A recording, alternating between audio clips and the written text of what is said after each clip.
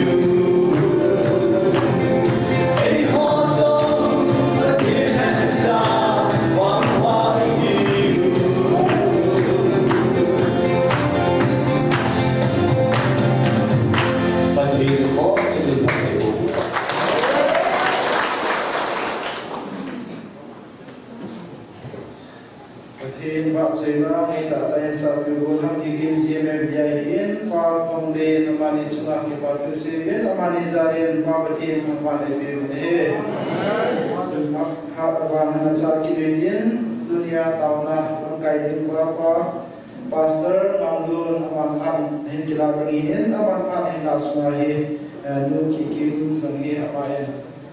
di pada itu di nama mati karena di baca rasanya itu di dalam tuin dunia pada kita pasal namun pada bukan cuma pada dunia nama pada kita di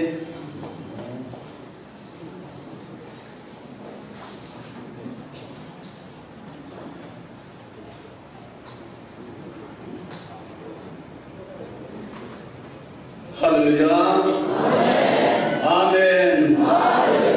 Haleluya. Kita amin. Tulen jang patin lung sit na itsanguin kita mungkin patinin pada penalayan itsenau lensit ye tuno autam nagam ahin kina kibau nagam ahin kale mau nagam ahin lungham lai na thangtom nagam ahin hizong le tuni jing ka changihin patinin hichilai na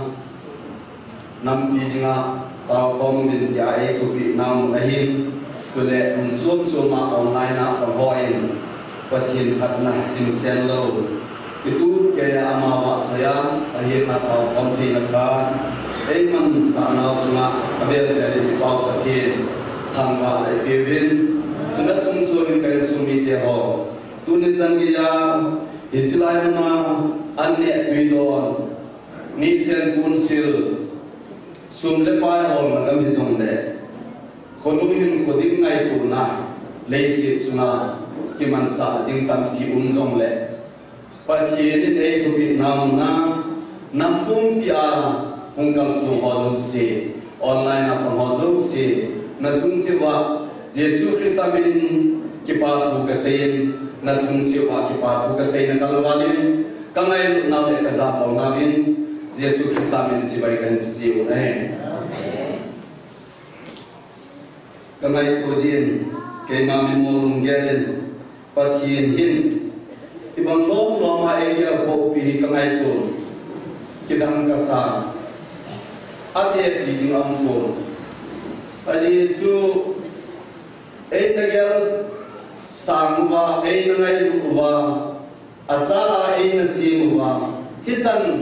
ei koy dong hi papok in kasa ai wang nabi ta in wan mu ya chiang la hi zin sidang nam dang te za dang te ho la azam hatia unna wa lungil ta in pathin bel te na dingin ama ko na o ei za sa ki no ben ei ko no le puni hin inam hi tu sanga hi imi modivin kagin san whatsapp la abezin kum som la kum ngalang hi leisin vai hok dolin politics lam pangalam koi ho tam kai te on in puita ben tu sangi ma ki khel nam pore tin kum som la kum nga ide leisin chunga ki bol do theding le bola mi hem ki dam tin ka gyang sin pathin thulo sao pipi in hetabe ai wangin lungdam khatuni in sumi te ho Bible ina say you say inam sumuwa pathin eo pinawa imang sabi ai wangin Bible ina say sa wajin no hi ita san lu pawikan atam kiin paham kan wain kaseji tan to nabung khana bayala chi khana to namun khana tawin angare chun na so be na hi India government ki vai hoking to sim do in ngari chun na chun newspaper dan hin tin India government ki vai hoking kam agi me ati ma hele ipathe no dan no hi tu ni sang hin pathe hi ti sang ki hokta ji kem kurset ho revival program ho achi phale nu le patam ta ka hin ama hin dan to ama ta sakiman sa dan de Bible isangiya ki hiel na umam ki tulung na umam ti in kem bol ho pasoro different hodo sangin GMFTI ku iti ang Bible to tihi ito anong kanumin akumin GMFTI to ABCR bet jem ki bom komai bogin G to M to F to G to I ki komai bogin chu Bible na omi lagi to mo na din ng ampun ahin Hijilai na nakito pa sa pagkay Yesus anak ko ban kitong pahi Bible la ho ko ngai kun pagkay Yesus ana adam mo asu damai aju dia lai ana adam mo kisu damai a Bible to chun ki bu tho tho he ai ba ngin ai pa ha ki to mo na ake hol ki ne hije in chilai na idin to teng le hin ilunggel hi in sungi ti jam kiloi komna kini je hi sun ei ma kiloi komna I ho bung sunga ti jam ike komna muna thu ki sei ta ma kun ga sei te be se lo chu bona aje chu pathin nam bung pia ei ko wa nam na hi ji neu cha cha chong sei to jin he jong le koi ta bang khanin an ngai se koi tilin tu nin chanin nam sung wa hen Bible to Hijilai nun hi itiam ti hi lam kai ho ki to tam na noi khat sai ai chipin na chung so ne in sung mi de ho ho bung nem mar ho jong hin pasor ho lam kai ho hi in kul ti mu ne pasor ku ti ni ki po zin ai wa min taw na din thu do ai le pathin thu do lam pang sa na hin til sum so ei ki dong mumin kangai ko le tunin ke a chu ta bang ai ne nang bo a jong yin sum mi ya jong chu ta bang fi tam dim ka gin sa Hijilai tai sei do no mo chu pathenin ama mong mong in ka sa te nei gin ka o khong gin nei gin ka ko na nei re ti hi kum thum lam ahum hi tan kum thum kai bok te ta hitin kum ni awang tan Hisan gaya in kal sun sa pao hin Hisan gaya in kuiwam ti hituni in zong avian in nyaw cha Tumakay ka mong ka se level In ho pi ki lawa chun ahung kal sun lo si Kay to na ba ule Hoy lana may thal za in diham Ay lo le ipitu diham Hijilay na tu ipi diham Ki ho ang kimi akipun Akitaw jin kahit Pagyaw kilam na kaya pun Hijilay na chun tunin ete mung ngahin hijila chun hita bawin thula sultan tauna kai ngai chabe ti hung ki phongjin pathiena patan dunia wang hita bang thumong mong chu za di am tapun ikam ton he je movin pathiena nei kui nau hi atidang be sen dunia mi tam tayen za chom chomin thupon ati pon ipia kutin khatin tiong le pathian ei se pi hi afia nai ti ka se no no me tunen no ku ko hi ka le sumi te ho itin tiong le il ha da lum no le pathian ei ti pi na hi thau thau ji bin nai sa ong tai ti se no no we ari chu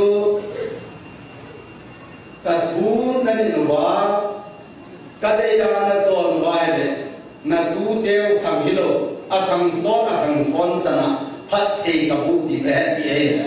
ti chi chu in na di wei to habin tu ni chane nam sumwa igam sumwa nu le pa nu na cha pa nga nu ma bu na ate akhanga pathin lung lai na pa nga i to lu pa che e ma le pathin kai bo bin atong to mo chu na ma na to ka ki san de hi ti neong sa ki til ko na ta nga thuma kai ka se tin ta san na lu hin pan na le jing tin Ipau patien hi zo sei patien ni lo ai ti hi isei no mum hi wa hin tuni ang Bible sang ma sa pena iga asim go dirin Genesis ka asim go mum kinin Genesis form ni patien ni Abraham ku kuya ka sindo mumin azong tale taman ka zong taman ni kita ban-banin pathin pa sa pa kan sa nga ipi no le kung kay tabang kom na na nei dingin ikitemuin kain sinto num penta chu Genesis kung somani sangkana kunen kakanin sinsui kate pakai Abraham sa atsun nagam lei sit le nabung na sang sulen in kute dalang ang keiman het sa dinga kagun na gam su zuntan ajisu keiman nangma namlinta akasim doang pathe kabuding suzong le namin kakithan sa ding ahin hitya su namin hi pathe nakat hido ding ahi sule nangma pathe nabute su pathe buin ding nangma gau sap su kagau sap ding suzong le nangma zia leisit sungang kung nam kim pathe sanding ahiwi ati pathe ni sindo tuthem pathe mo pi mailang tuni langin sumi te ho Israel Bible sang hi simple pathe nin Abraham ko chun na cher na gam le se le na khung na sang na in sumi te da lalang ke man ka tip ni na ding mun sun ta ati le Abraham mum ko dai chu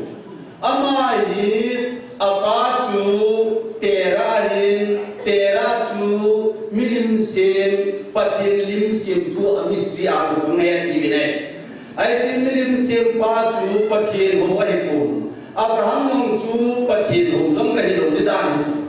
ai wa nga pathin o aza a hian the yo isen to ke de Christian in suma pim sa ka hi ke ta bang loi si Christian sai ni we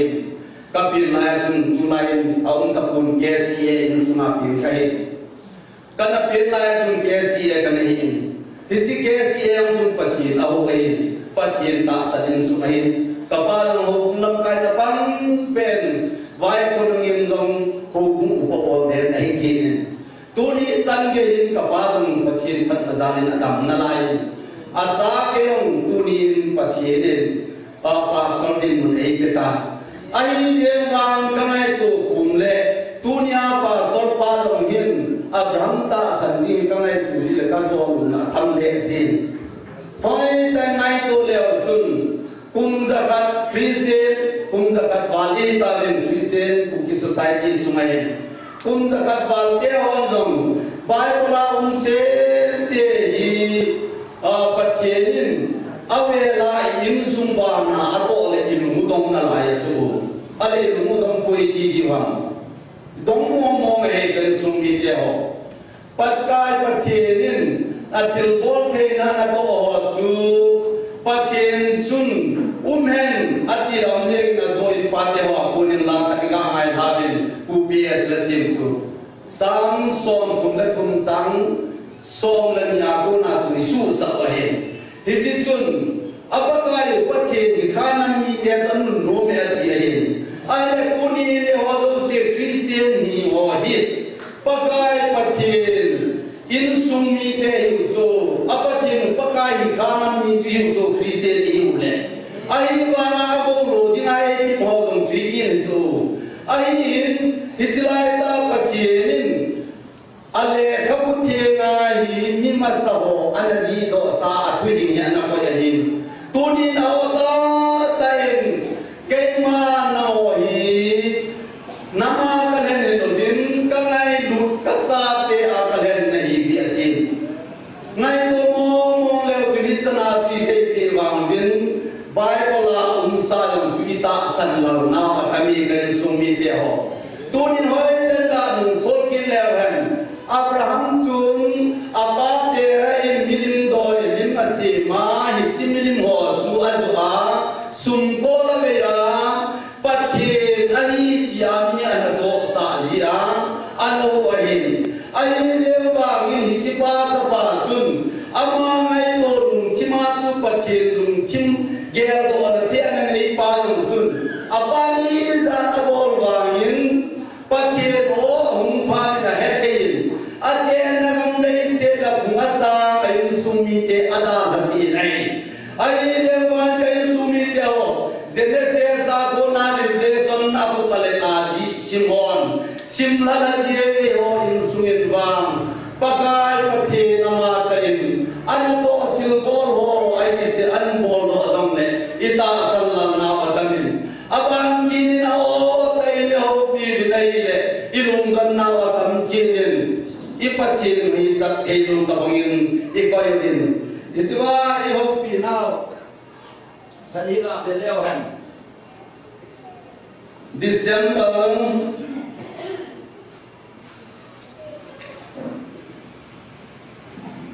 tarik ni ayo binawahin is the sagi as an the son sagi in simlai katin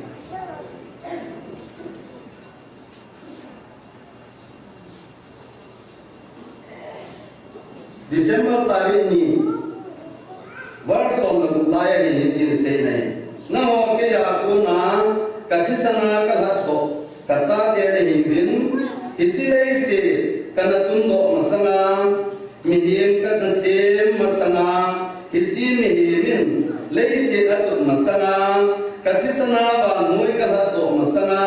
na ho nami te hi ka de dan sa nai ta bi kaum pi na le kabil na din togun keiman kan waisa aitai kidang lobin sumiteo abanin December tarik nga eo bigin na bachun ita se kine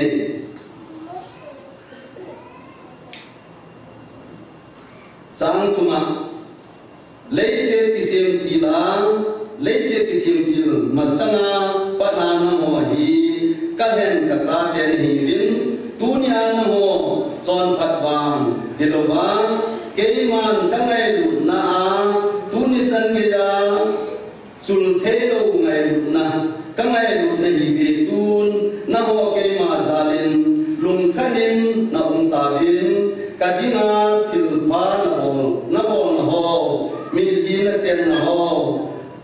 ka ko ang ngin khatsa athona ka koi do ding hi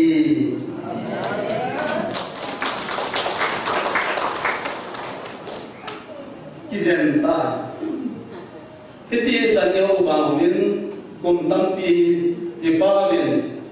iboli to ho ikan ho ikipan ho iti lai jong ina se pi pobin ha ta le se him sen do la lungjim khoi san na san tai tu pa bin en don bu ta bin tu ni sanin lungmung le lamong ni un thei ta bin pathin phat nai se yu ta ai koi kan sum mi te ho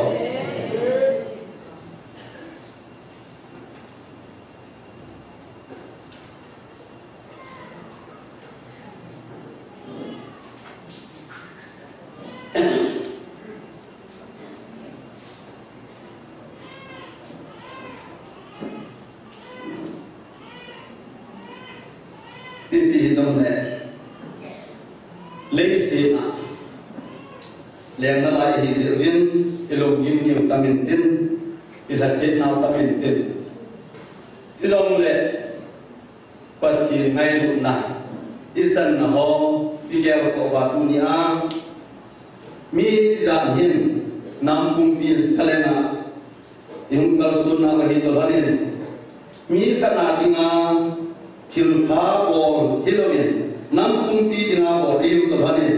Bible sang khat ga sim ki noi tin iketil ko the na dingin zob som lilan ya hin sang som ga sim do nom ki nen tijibahin zob patina kinai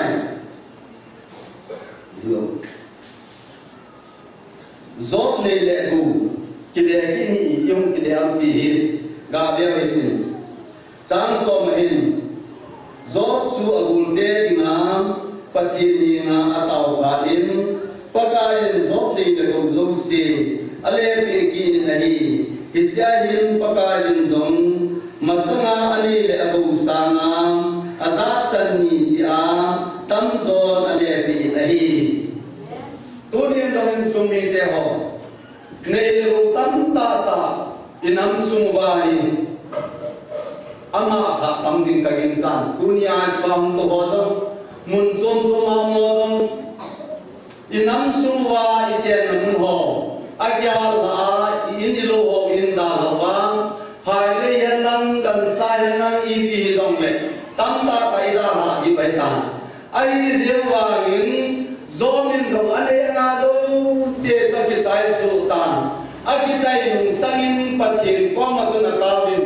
ka nei ka go ho ama sa ho chen se nei bikin di na thau kun ama he na ko ma ka chi ho aloi bu ho di na chun mai cha ma se min patake cha pathin hi na ataw panin zo min ane anga chen se anu mang so sa tam so am ki le ki ne ti hi bible ai mu bin ai hi chi bible in ase ho hi pathin in ato sa aso sa thi ho mai dunia he ho chuma am pel kin na tinga chu he ho mo ku nai hin in sumi dia no tu ni sana tawjin kuma nam kum dia dinga hi li ko ma dinga in sumi dia dinga na pan na ho si chuma na ho za la pathinin in sumi te dam the nai pi na dinga hi to hanin dunia ka hom ho mun tina ta ho in ei nga chang si ama sa ho su ai le pi ki ding ke hi lo atam zo ai hi china to na cho pathin ni pi ni ho ni ho me ti le na ho na de chu them sa ne sa hin ke ma kai be ti na ho a to te rin an bi nai sa he ti chu ngam len ta ka pe ti non neu sa na de hi ken tam ta ka pe di wa he ti je chun tu ni la da lo hi len zo men he so gan te na san ta tu nga an loi bu ho ti nga ta na ma na chu ani ma sa chen se sa na tam zo hung ki le ki chu bible la iga mu wa hi ta banin tu ni en zong ki si lo he len ta na pan la jin ding pon pan tai pan na hi ni ti chu ga sei do no wa hin achuna chung so nen pathin abraham ko wa ama na he kha lu ka dai wa nga amina mu mu je ho apa thil se mo apa thu se ho sana pathin ai no pi pha na chu I ja na ki ho kha do hin wai ai wa min ta san ne tai na chin tu ni in abraham sol le pa ho chu pathin nam je na ki ta nei je chung tu ni ta san na jong da hin che pi jing dingin pon pan jing dingin iga ke ti mu hem lang tun taw na di ka na de we tin chi taw na di na chun pathinin lấy xe chung với này ra là ya inam kumpiu pha trong các sunga digin 2023 chun trong các sun zu gam noi thing no ya zam che na pha nei na pe ven lang ki chat dia to di so to ka le mau pe ne koi dom ne dunia hi cho zo se sumil thei ta dinga lung mo nga in li ma taw khom thei dinga e koi na ho zo se chunga ke pa tu na se wi tin nam kumpi lung ki to ta pathin hi i ho thei che na di hi tu ni jong avelin I taw di hi ka ga nei sa ki din Allah al sam pe yong len kan sumi ja ho I umdan I kandan ho tu so ila ho tu la de den tu I chang lo ta ta nam sungwa phone a viral le jen I cho zo se lo hi I pi swami ti le pathe I ho ngom lo nau pa hi I ho en suna aga ma mai lo hi al ti su ka ke tong kha gen theo kun ga bol do mong hi zong le I nam sungwa pathin ho na ha sap ja hi nam ken the na hat chun chu ma neo cha cha mai lai I cho zo se ho akuna la mang hi the na ding nam kumpin pathin lung I ho wa pathin lung I tu the na ding min ta na na ne we tin chule ki pa thu na se we tin pathin an nai mo hong zo se chunga I san chu pa bi khana digin ta na in an ko me tin zo pa le na ko nim ki le tin tu le ma the ton chen I san ki ya thil bai ko pin na chuma ki pa thu se we tin ai nam sungwa pathin holi thi chi zo na di vin ta na na ne we tin asai na ken ang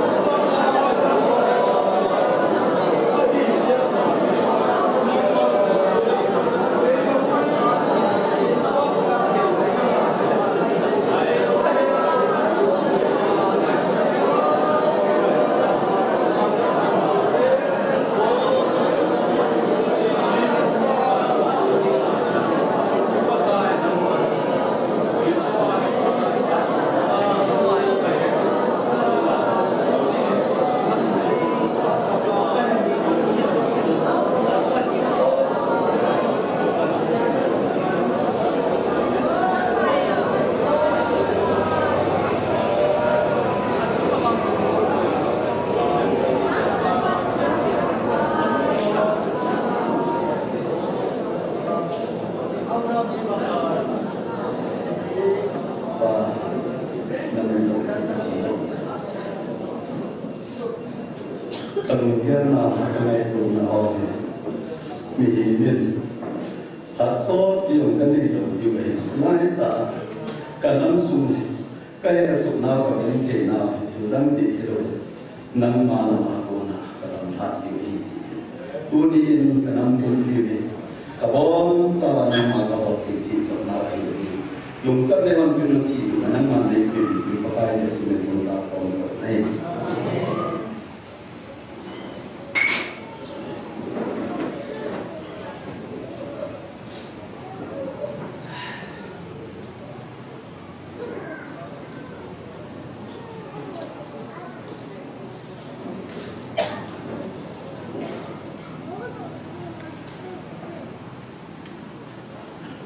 tôi là bà nên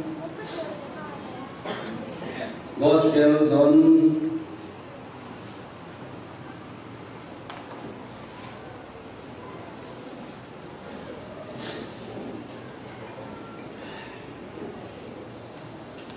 Gospel Zone vốn ghi nè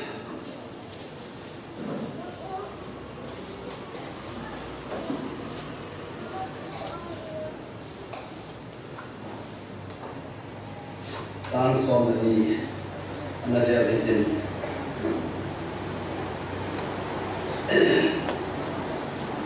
bây giờ chúng ta xuống giờ bà cái mà bà nuôi bà cái gì cái nuôi bây giờ chú một khi mà chú bà lên bà in là bà chú anh muốn đi ngay đi cái gì là tiếng sim nào cái gì cũng phải lắng lại sim độ nào cái gì cái gì số mà cái cái mà bạn nuôi bạc cái adi ai đấy gospel rằng cũng khắc sáng đi là chúng ama chúng hình na ông hình na sumi hình và hi adi kia đôi nên sumi theo thì là xây đó luôn một chút và cái đấy sun cái mà bạn nuôi bạc cái tiền cái gì tại là xây tăng aba nên ama bạn nuôi bạc kia là chúng là sai vốn Matthew bung na chang som lia chun na ho van mui wa na hi ni atiki ai le tu ni chana hi in sunuwa Christian hi na ba hin i chan i kal sun ta di me kal set ta di me nu ngai to le ben i chon nam la ho le yum da ni khan dan ho hin van mui wa chi hi na di bem ti hi neo cha in sei no nom chi no be pakai Yesu ama ta chu van nuôi wa hi kal balin ama aza te ho hi pha din ama a ku na chun na ho van nuôi wa na hi ve ti ei sei ki ta ve ai le van nuôi wa chu i pi ai dem ajutya le Yesu Christ chu van nuôi wa hi da yo van nuôi wa hi le ajuti le Yesu Christ lim ko ding ju hi lo bham ti ka sei do no me ajuti le dunia hi ho a hi pi chu om thei dem i pi chu ki mu do dem son sa polen second korin kum thunga sang thung lam sun ve le sun ke ho la sana ko in no ho ni le kha tin na kilam ve a ki na se nei ai petria ki ji lo sung sunga ki ji lo ta sai phe na la ka wa ki ji na hi ve ati ki ai le chi le ka thot chu mi te sin thei di ai ai le tu ni in Christian in sunahin e ho in sung ka je hi lo hin và nói chỉ tin nắm tin hi bát thiên ấy ngay được chỉ qua thắt ta ấy cũng chạy và nói như ta sắm đồ hồ là gì ngà dòng chú ít ta bằng ít cái làm đi dem thì hi cả xây đó nông kia mình bên sung mi theo ama sain Christian sumahin to be tai gel ho reformation ti di hom atha ya ki vai ho na tuma hin sim do hi mi lun za mi ma sa phem kana no ngin Martin Luther de hoa hin John Wycliffe hoa hin ai luôn de John Piketty tam ama ho loi the betin ama ho ziang nong chun pathian o azawa ko na chu che na rom pi ding le pathian thu in na hin lu ba tu ni chana hi ama ho sei ho dong chu igan se ki wa hin ai le he chana ho dunia hijilai na patienin ho pin ho to kilhona lunggel ini thei jap lu ka bangoi neu cha cha kalung the ja ka hin sei kin sumi te ho som sa bolen Philippi bung khana sang som ni le sai ya chuni biase mi ti le na kun na khan na ko sa da lu chu Krista ke pa na thu pa to ki tu bu he atin ai le som sa bolen ho bangai hi ama dong Jesu Krista ta san khat su hi ai ho sa na ta san kyu hi lo Jesu Krista to ama ta chu Damas ka ko pa ma an ki mu to ba chahi hiti masana chun sol sa bolong chun I biana bo amiti le Philippi kum thuna ma ma chun I biasa amiti le mi dang bon ta sa ki sun thei tinai le hiti sa na chun chun na chun nun zo at ki sun thei ka hi ati chu ke nige na che kitan ka hi farsai ka hi hebrim ni la benjamin punga pen ka hi thiep nalama chu farsayin gamler ko pangla se nahin ama chun dan thu kita ta zui nalama chun kita nalama chun hubung bol sire kai hitani a chon pa chun Jesu Krista anamu do pha na chun I dia bol ta mi ti le anoi na chun ka su si mai le hichi kita ta di ta ka bol ho zo se chu Jesu Krista lam pana dingin ha kam nan bo ka ge le tin iga sin su ja kinai le e ta bangin ka ge le tin tu ni ni cho zo se I ki chui se do no ma mi ti le tu ni a I ki wa ho na ho le I che na ho zo se hi Bible la hi lo in Bible la ko na I get to wai ki sin bo hin pathin thu hi ai sel pi ta bangin kalang ije tu ni la tha ben nam sunga pakai je sun ke ma wan oi ba kai ke ma kan ma e ju ya chun ti ma ba lo wa ko wa am mu ding he tin awan kirin na ho wan oi wa ai ve tin awan tha wan oi wa le le chu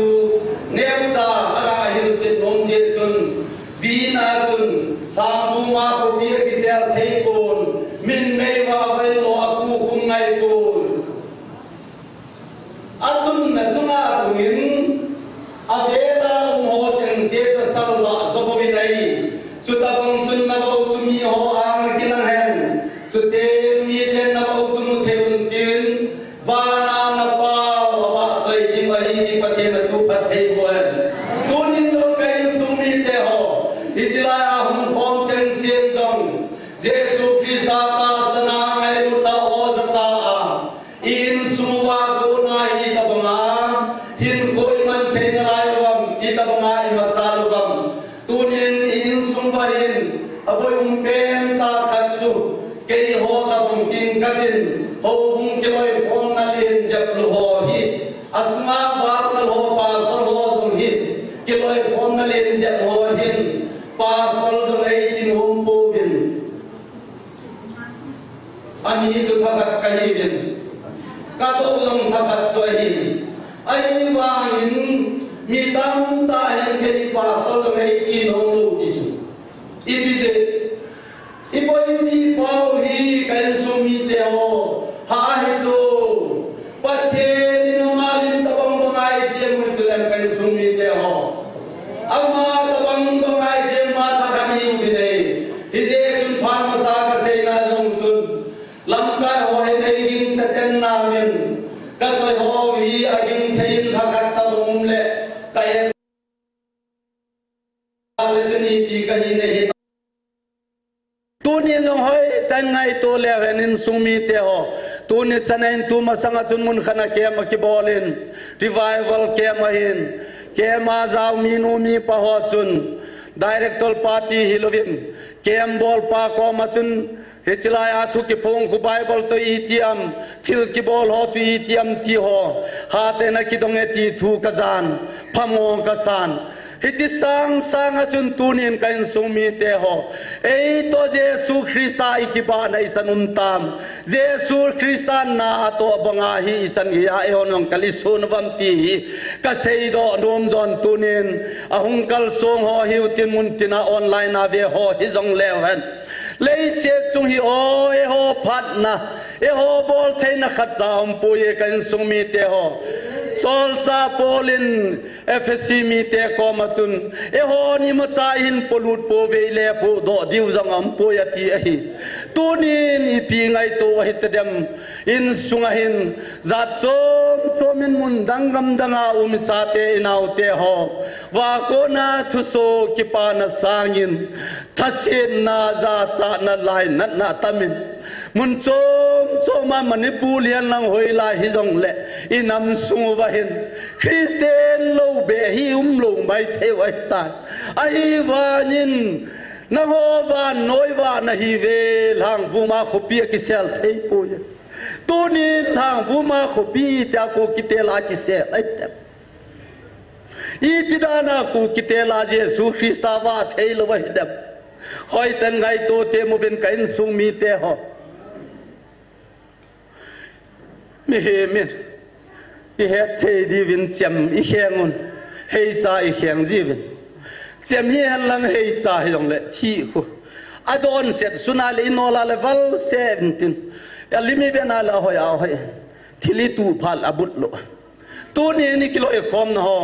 i kyo lim to na ho ve ho ki til kho na ho pathe ai na ding sa yin mi hem lung lai sa na pa i ha yel kho be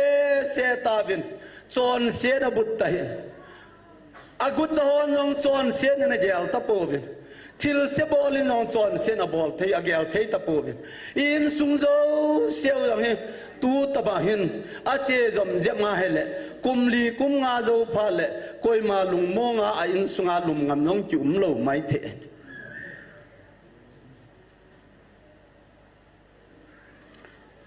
ka ngai tu jin pathianin ei ngai lu dano to pathianin sa te ei sa dano to zon thot masalanga cho se ven pa nei ngai lu je hi ta bang hitam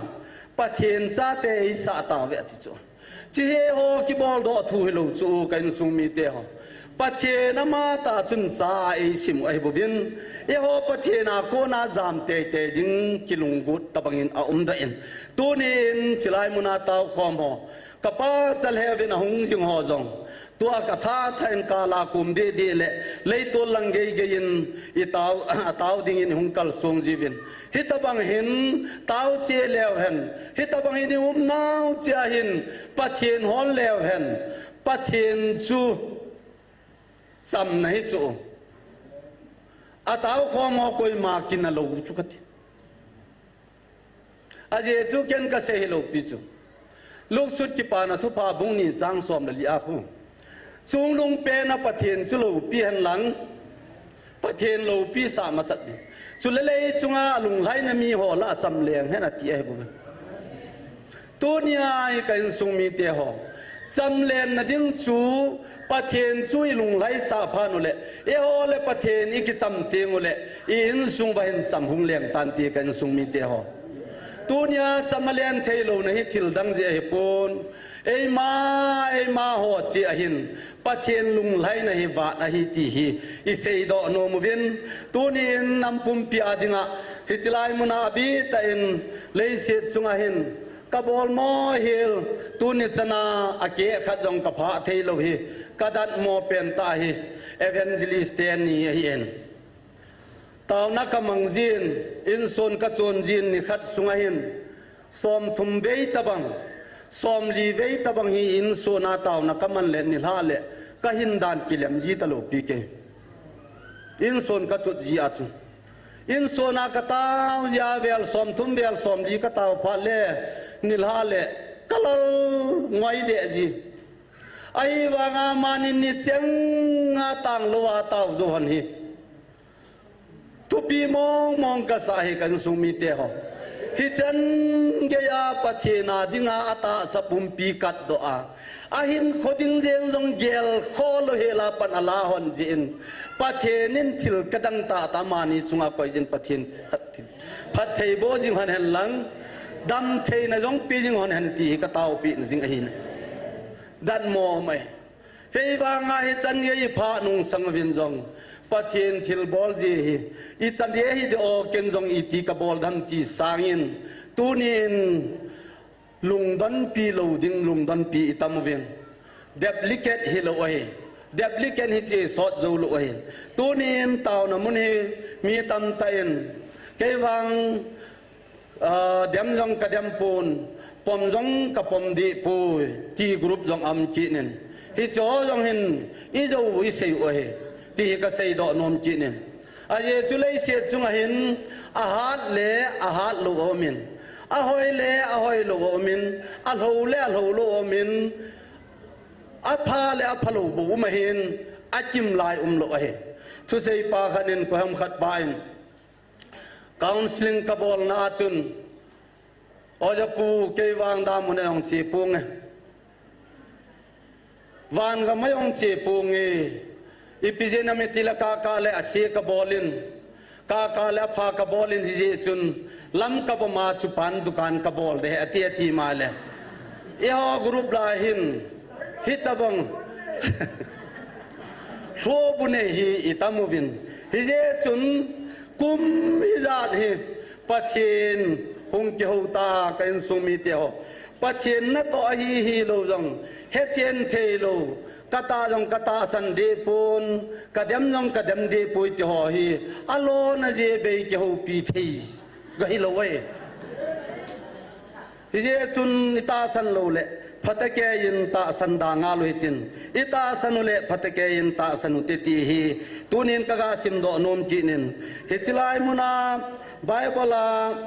thilzo se I hol jiwin bible chang ni chang thung kha smuti ka ga sim do nomin mun da nga jong min ja sau di wa hi jin zon sut ki pa na thu pa bung som ni sang som thum la khat to hin siming katin abana som ni la khana sang som ni la nga hi tunin avelin ga ta lang kin hitin sim do kha lo wo hi lo hin isim do jing wa hin hiti na sin hi seijui Jesus seijui sagi he nga akila hin athum abula chun abana chun thumakai abula chu chi chu hin achai na khi adinga chun Jesu na ngai lut seijui ati hen somni le khat sang somni la nga chin siming kati chule hi cheng tai lo vin jong Jesu thil bol tam ta umi hiti ho chu aban chan kisun so ke le ke ngai ton le khabu kisun cheng se chu wa noi le si hin dol pon te kati hiti chu Bible a thil zo se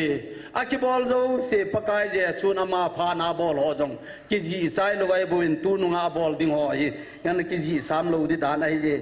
aban kinin sang bung som ni sang som thuma chun zonin hi chi le khabu asut lo akiti in sang som thum le som thum la kana chun hiti na se ye hiti ta chu Jesu na se jui te ang sungam mel chi na kidang dang tam ta abol hin hiti ho chu hi chi le khabu sunga hin akisun pui Jesu chu pathin chapa Krista ahi chu nata sanwangwa ama mina hin na nei theina dingwa hi cheng se hi kisun ahi bobi pathin ni sim do athu thieng phathei bu piu hen lang Jesu chu pathin chapa ahi nata sanwangwa hu hinga na theina dingwa wa bo hi chi cheng bo hi kiji ahi ati e aba na khana chun lấy xe chunga pakai je sualen laya athil bol anato abon cha hin kiji so ke hen lang hile ke ma ngai tu dolin hichile khabu ho chu van noi lấy xe hin dol pon te kati ati chu achutia le tunin in sumi te ho pakai je su hi koi san khat kaki bolu tuni sangin ansal kapita puvin tunin atha inga seikin in katin hichilaya sikula kolesa kam bachun pathin hin izo se abol thiham atin idong vin ko zawin henge bol mo anei lo pichuna henge achuti le aman apolal chasim theidem itiu cho tuni sanai kaki ansal lo oi aman bol thailo anei ta lo wa hi le aman adop lalding apo lalding thil asim theidem tai koi sanu ain pathin choma to kidolo hi lo ja cha sim lo de tunin zong in sumi te ho pathin chi tabanga chung nung pa athil bol ana to ho zo si to ama kide lo pa cha hin tunia mi him khat pakai jesu kam sung so ban zoma kila sona pakai jesun gospel zon som la li langa chun ke mai ta sano chun ke bol tabang abol di we ti chu aje chu thil bol kidang dang aje ke ma ka che ding tabana ka che ding ta ji hena ti chu abol di we ti chu tu na bol pha nai bible a chi pha chu am ta poi ti yong yum ji je ba chun hi chong chu ga sei kin hin tin in sumi te ho pakai jesu ama to ban tong dinga e ngan sewa i to wa hin e ho la ki phallam na ding om pon ki hol lang na ding om pon e ho ni chi man vai the man vai sei do wa hi pon e ho ne prumi blau zong hi pon hi chilaya lagaw ki lo ho ahung ki mat teng ta khule hi chilai mun hin i pi au me tiam kile ama ho hui ko au ma hi jewin hui ko van til te amu jivin ai pathen lo pina mu jivin a phong do jivin ai e ho se hi lo ai aban kinin hi chilai muna nab thil bol na to ho vi kadou lalu veti hi pakai je suama ta injong mi he mo ko ma sei ji ho ko ma chun tau jing vin na ti hin e ho jong i tau jing je vin kadou lalu veti thu chang a pot do zo nei hi je chun choi lung gim pi ding ai pon a sei pa chu koi hami ti le pakai je suban le lei pathen swahin ama ina thupe ho chin in ule agilo ho chuna do lalu ve ti hi e hon isu to thu hi lo bible a hol to the hi lo aki phung hon za direct nga se elanga thilpa ki se ho e hon her khen lo a hi wa nga ama hon hung sei phale ki tu che da bona ni a chi khom khomai ti hi sei do no mu bin tu nen sung mi te ho i pi jong le e ho hi pakai je su keima van noiwa kahiatile ama van noiwa hiya son sen muthima kona ama chu e ho zo se hin dinga hin nawa chu bungkhat changlina ama chun hin naw bin hin na chu mi hem wa hiatile e ho zo se chilai muna chum phanule I tin ma jong le lambai lo di ve ti yong hi sei do nom wa hi nei he je chun tunin I pi jong le lấy xe chung ki vai hôm na lai hi jeu vin pha na masala nu khaum ding hin mi hem la hin alim masaho awang aphan alim nu nu ho awang aha phat zo pun hi je chun tunin chilai muna pathen ho lim pi na o zam masaho hi awang phamasa alim masa hi veti hi iga sei do hin tin tunin thasen na ding om pon ngaplal na ding om pon aje chupakai je su lei sina len lajin ni chen pon sil ding thu ne le don ding thu ase in me thiu bungu ma sang som ni lagu ma ko na chuni sim swai le wachate ase in ni chen pon sil thu ase in ne le go thu ase in gam tin ase in hin kho jeng long chu lung gim ha na tong khat job saw be thei koi ma om poeti ai wang ni pi chu hi jong le a chai na khe adinga thu khum khana che sei no ma chun bungu chang som thumla thuma chun ama satai na ma gam le chon phat na hol masaleu chun nangai cha chang siu na ki peding wa hi ati hi tolhanin tunin pathen lung lai sa na dingin in sungwa pakai lung chu hol masalev hen e ho a ko ne jesu krista ong kila ting le ingai cha chang siu chu ki dip so tan ti ti chu iga sei do hin tin tu in ipitai la sari nu ki kima kunin wa choi la khat ana saw hitin sujo ta le taw na item hin phung in katin nu ki kima kunin wa choi la khat ana ngayo hitin kaga zaw khel kheli siwa ding hin azo phal le tawna ga sei ki sangin asa azo len sei tan kate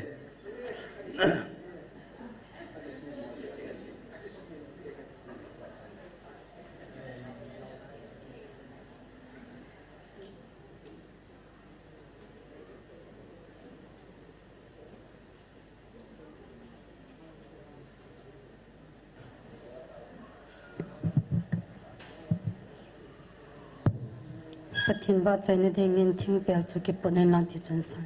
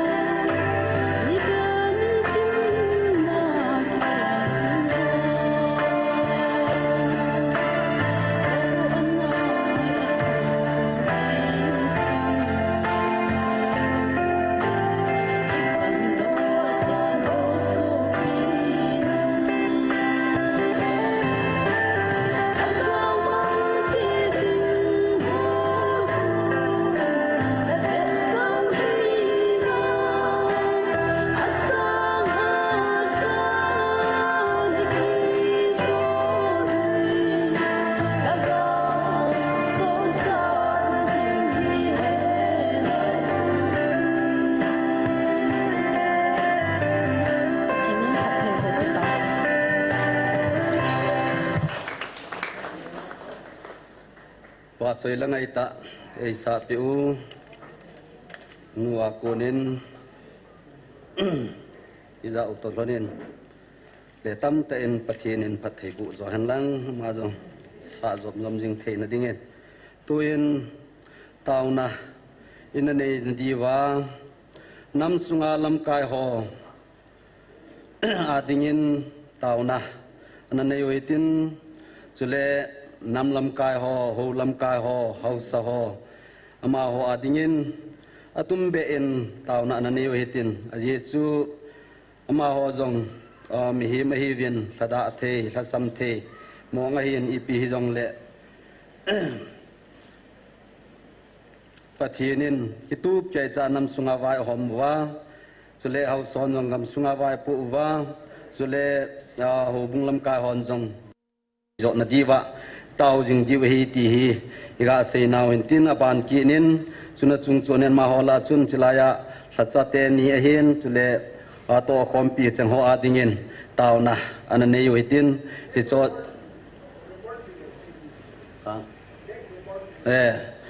laya to khom pi ka cha golang nek roba ni han lang chule evangelist nu hi han lang evangelist pu hi jong le chule kiloi khom na to khom pi ho cheng se ding in jong tau na nei che chu a chai na ke man nei ki tang ka te tu ni thei dol chen tau na namang oi ti ve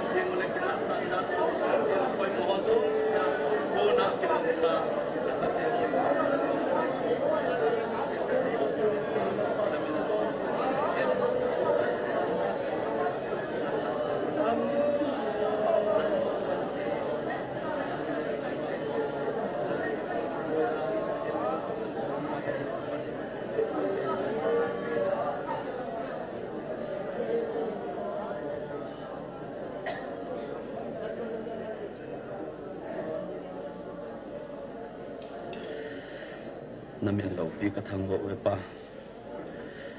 ke ma ho ngai tu ba nga Halloween thing lu pu ma hin phung do a hin thu ma hung ta wa pan pi na hin thu mai jong le bang adol sa ke ma ho hin lan na ve lo ding in ka thum ho ka nam sung wa dinga kilung tu na le ke ngai lu tu na nanga ku na mal som dan na tha hi zo the na ding in pakai je su min kong tau khom zo vin ai tun Bible sang khat na sim khom in sim kin in katin zo ta le chom cha ke holim na nei watin azolanga thu phun zong iga sim na wa chun leisit sunga koi ma chan leisit ke nga chut ma sanga nang ho hi ati na seyen chuta kil han chun sol cha polen FSC mi te ko ma le kha tot na ga nung vet le hen bung khana sang thuma ko na chun sang li ka chu ga sim le hen hiti na sen pakai ju ipakai Yesu Krista pa le pathin wa chayin hen aman e hol hagau phatheina tin tangin Krista a van ho a phathe e chanoi aji chu aman van noi bul phu do masanga pat ama anga ngai lut na le thinga chule nul na be hi la theina dingwa e ho e na len do sa a hitai Bible in zong a sayin koi tam ta in Bible in a say lu bangin ngai tu zong le hen Bible in a say ma chu e ho la a hung ki sei kit ai bovin sol cha polen FSC mi te ko ma chana se chun EPSM tilwan noi bul ki phu do ma sanga aman e na len do wa hitai ti hi hilayong a sayin nul na be hilayum theina dingwa e ho e na len do sa wa hi atie ji chun tu in Bible sang iga sim do ki na diwa Galatia bungu ma sang gi na hin paning katin sang som chan ana sim kin hoitin aji chu ta salam dola tu pa chun ta saphe a kun ke mang theiga alo ding lagao lama tu pa wang chun lagawa kun tun son hen kim lu ga chu alo ding a hi thil pha bol na lama chimti nei lovin umuhiti ilha da lo bule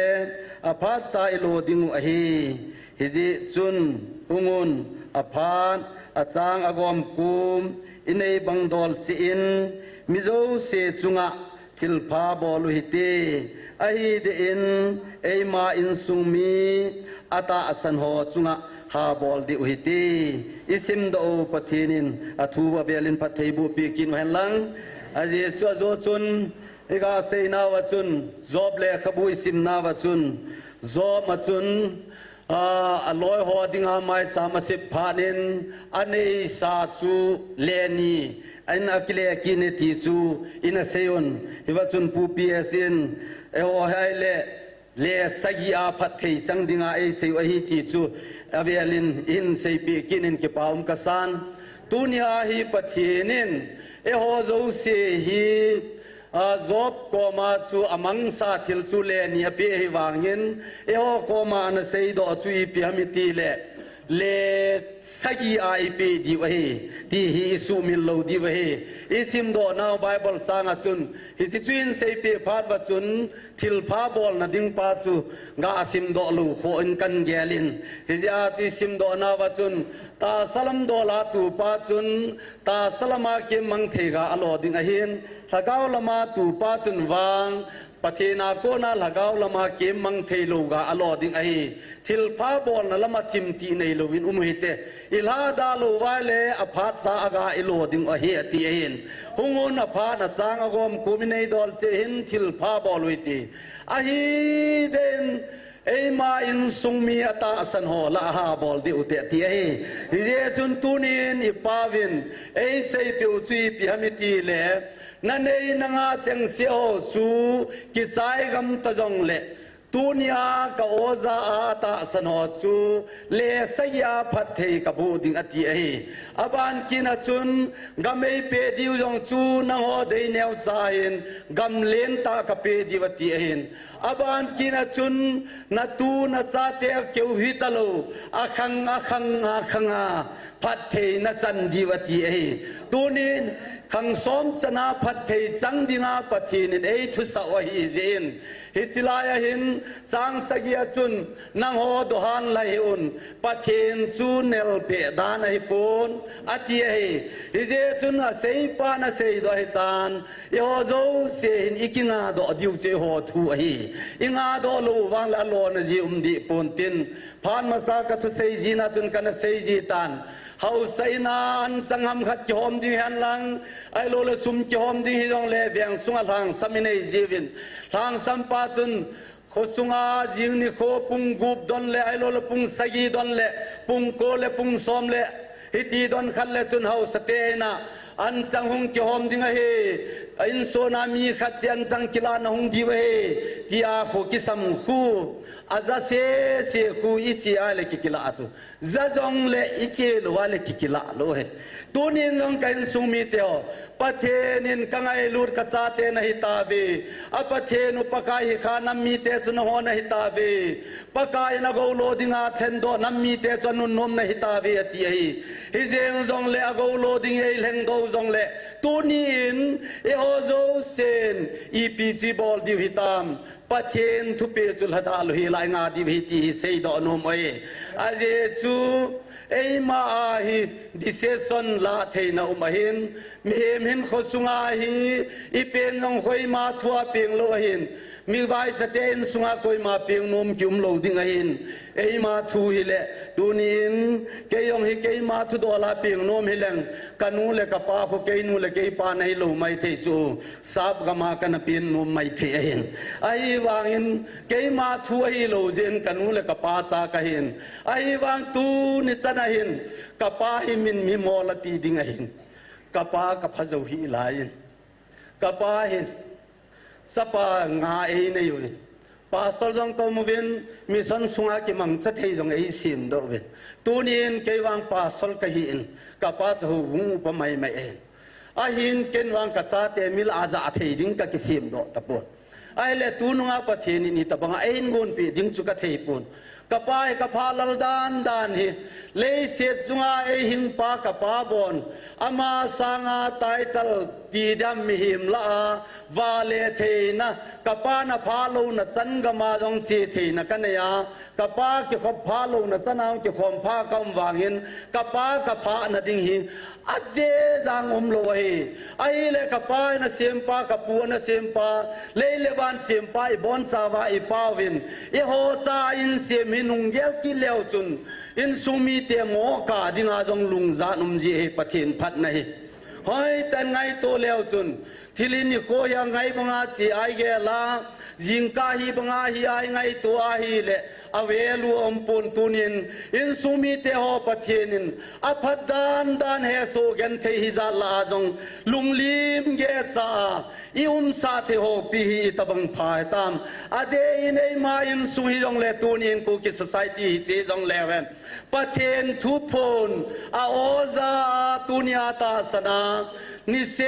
อาตาโฮโมยวังพะเดฮีเดกันสุมิเตหออาเจจอมันเปเทโลฮีโซนดิงุมโลฮีปะเทนีงาตาวเปนาลุงยิมกอยกิมขามลุงยิมโซเซปะเทนีในลามังเปจิวฮิลอมฮิบังลมโลมาโนมีเตนมูโลเจวินกาลาคุมเลเนียวซาซากิดิงสูนตะบังจงเลอาเฮดโลเจวาเซวินติงไงเทียมติงไงเห็นอาเจจูเฮเทมเลวกอยมาจันเจสูคริสตาทิงเปลาเฮดเบโลติงไงกันสุมีเตวตุนยากิเฮนเบปามาโจฮีจิลายองกิพุงจงฮีเจจุดทิลพาบอลกิตีฮีอาเซมองโลเฮกันสุมีเตวทิลพาทิลเซกิตีเทพัลเลอกิบุยฮีเจจุนตุนีอินจงไอไบเบิลซิมโดนาวจุนตาซาลมาตูฮอนตาซาเกมังเทกาโลดิวหินทาก gawa tu hon wang ke mang thei lo tun son hin kim lo ani diwa sei do ta i bon chawa dingin pathian na thu pathei bu pi wen lang tun la khat saw hitin olo pi pen ga saw hitin isa lo naw sot zap tan taw na item hin phungin katin phung do in ka ta zo pha jong hin vel phung katin tu ni bon savin ding tin olo pi pen na sa ko mo tin hagaw mang ding ho adingin taw na nasa tayo na namang kinuhitin sutale apart si counseling muna hagaw mang thai ding hon dungahin heiwa ahong kalson jing thei na tigin hagaw mang thai ding hole ni sia counseling adingin taw na namang witi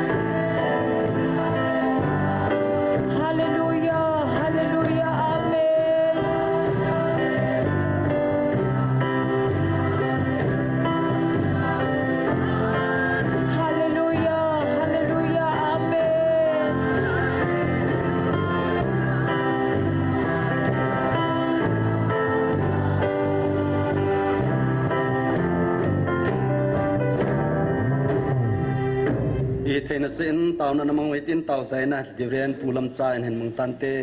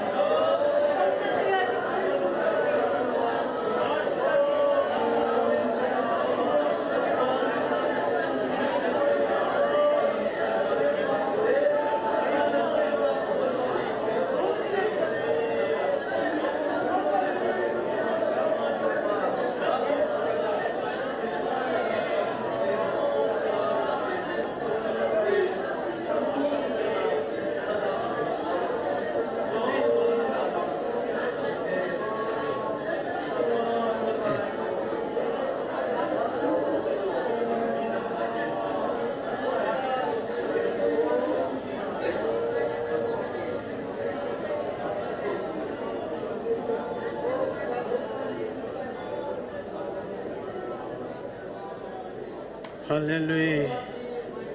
Lopi chung noi ja kai bol the hat chung nong ka pathin.